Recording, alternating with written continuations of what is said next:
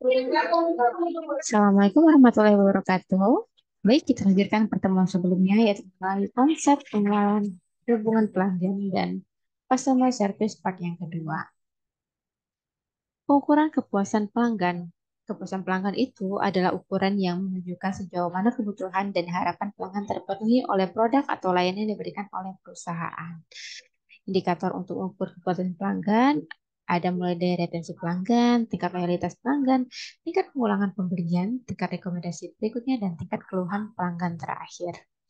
Retensi pelanggan, indikator pertamanya yaitu mengukur seberapa banyak pelanggan yang tetap setia menggunakan produk atau layanan perusahaan.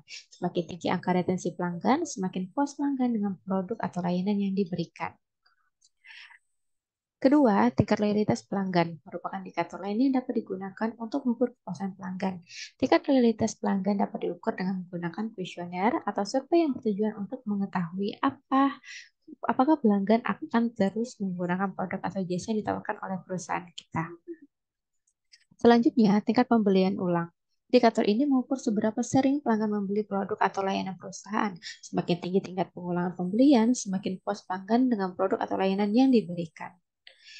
Berikutnya, tingkat rekomendasi, yaitu indikator yang mengukur seberapa sering pelanggan merekomendasikan produk atau jasa yang ditawarkan oleh perusahaan kepada orang lain. Terakhir, indikator keluhan pelanggan. Hal ini mengukur seberapa sering pelanggan mengajukan keluhan terkait produk atau layanan perusahaan. Semakin rendah tingkat keluhan pelanggan, semakin baik kinerja perusahaan dalam memuaskan pelanggan. Lalu bagaimana cara mengukur kepuasan pelanggan? Yaitu dengan menggunakan kuesioner, menggunakan Customer Satisfaction Index, menggunakan servis pelanggan, survei pelanggan, menggunakan Net Promoter Score, menggunakan Customer Satisfaction Score, Customer Effort Score, dan menggunakan CRM. Manajemen tenaga kerja adalah upaya mengelola dan memanfaatkan sumber daya manusia SDM di perusahaan secara efektif untuk mencapai tujuan organisasi. Nah, lalu bagaimana manajemen tenaga kerja penting bagi setiap perusahaan? Jawabannya silakan kalian tuliskan di forum yang ada di e-learning. Jangan lupa buat tugas yang telah diberikan di e-learning.